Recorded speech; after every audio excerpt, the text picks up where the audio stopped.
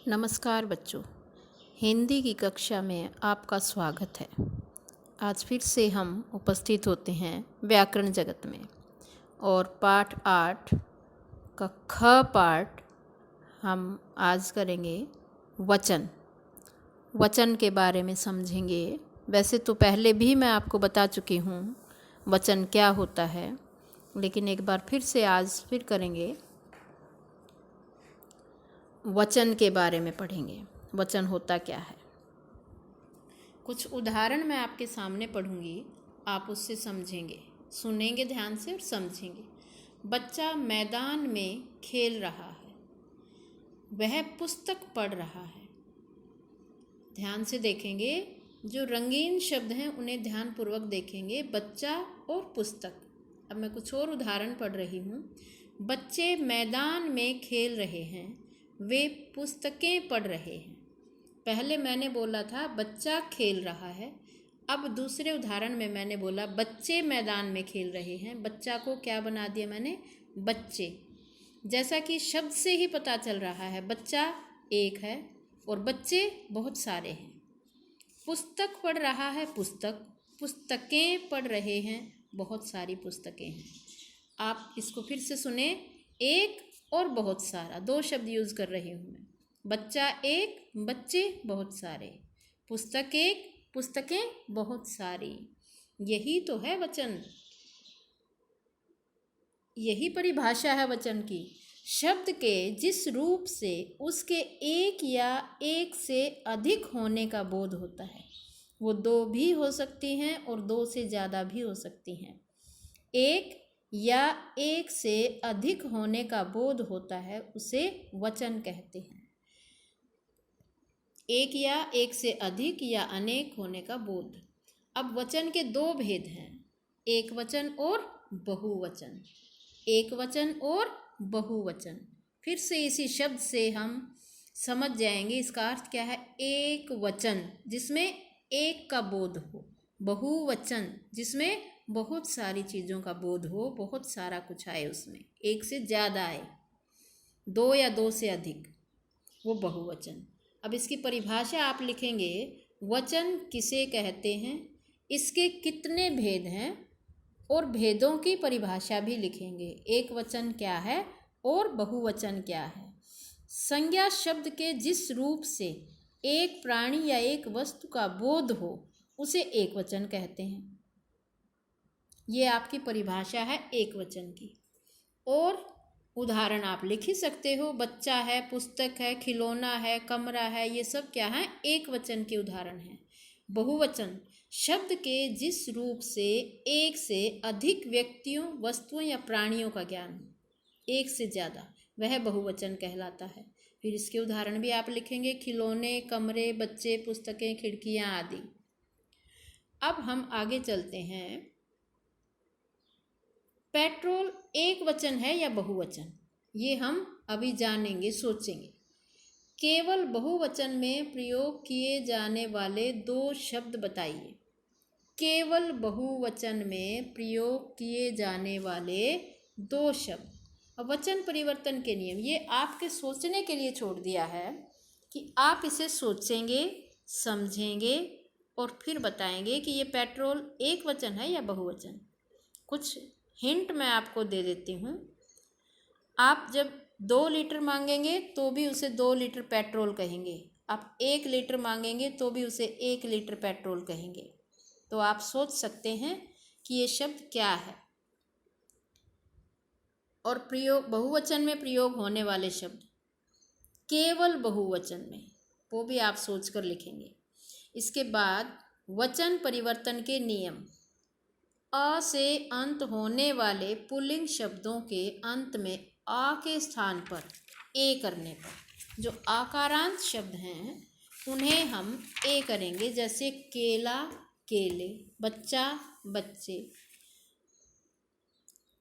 ये आप खुद पढ़ लेंगे। रुपया, रुपए, इसमें ए भी आ सकता हो और ये य पे ए की मात्रा लगाई, ये भी ठीक है, लेकिन ए ज़्यादा ठीक है, ए जो हम लिखेंगे।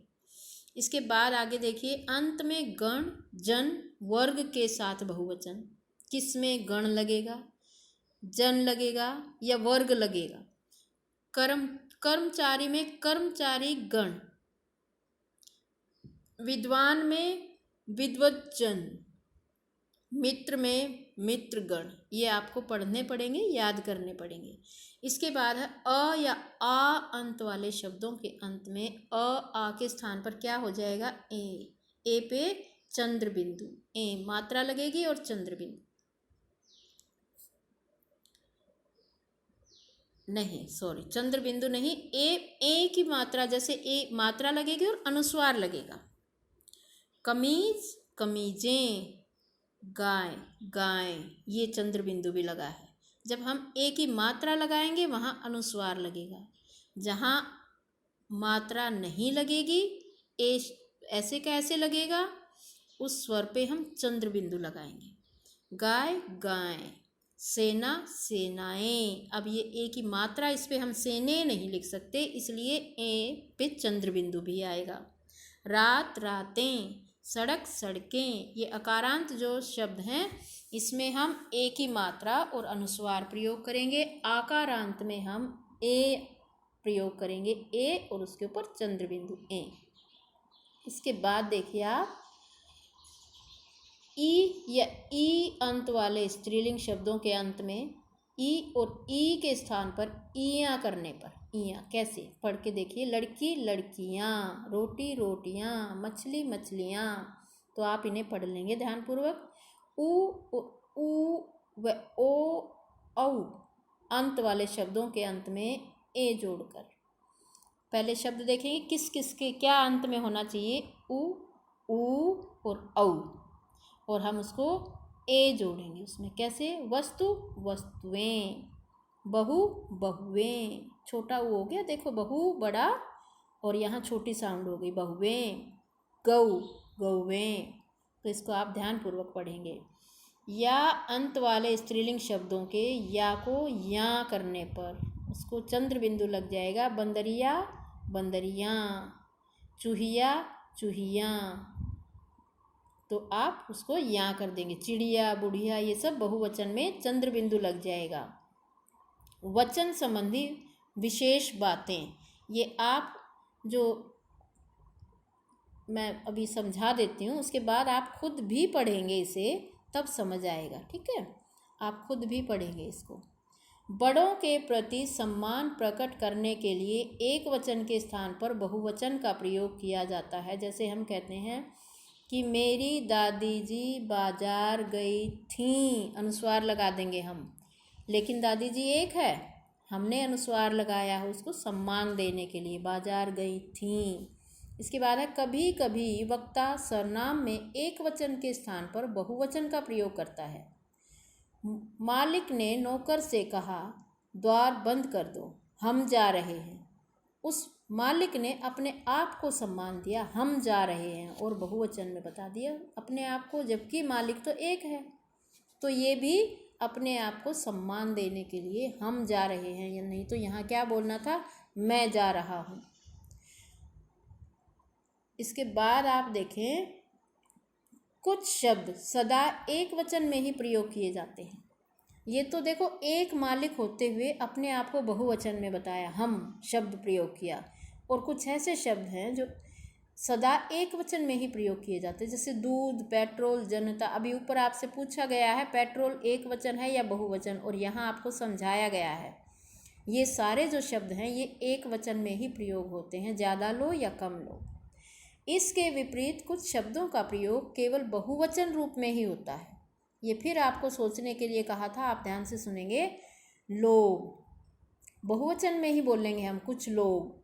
दर्जन, दर्जन में अपने आप ही हमें पता है एक दर्जन बोलेंगे, एक दर्जन केले दे दो। एक दर्जन में शब्द तो आपको लगेगा जैसे एक बोल रहे हैं, तो ये एक वचन है, लेकिन दर्जन में कितने आ गए, वो अपने आप में 12 हो गए, तो वो बहुवचन हो गया। आंसू, आंसू कोई एक नहीं, वो अपने आप में बहुवचन है। इसके बाद आप आगे चलें। उसके प्राण निकल गए, मोहन के आंसू आ रहे हैं। ये उदाहरण आप देख लेंगे, इससे समझ आ जाएगा। कुछ ऐसे शब्द होते हैं जिनका एक वचन व बहुवचन रूप समान होता है, भी ऐसा ही एक वचन में होता है, ऐसा ही बहुवचन में होता है, उसको हम बदल नहीं सकते। जैसे बालक शब्द एक वचन भी है और बहुवचन भी है। कैसे? बालक खेल रहा है, बालक खेल रहे हैं। बालक एक वचन भी और बहुवचन में भी बालक आ गया।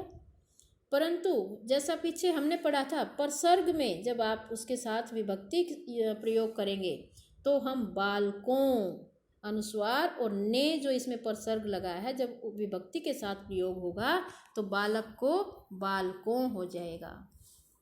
अब इसका जो अभ्यास कार्य, और ये अभ्यास संक्षेप आप अवश्य पढ़ें, इसे छोड़ के ना चलें आगे। इसमें निचोड़ होता है, सारे मुख्य बिंदु होते हैं। मैं आपको इसमें बता देती हूँ।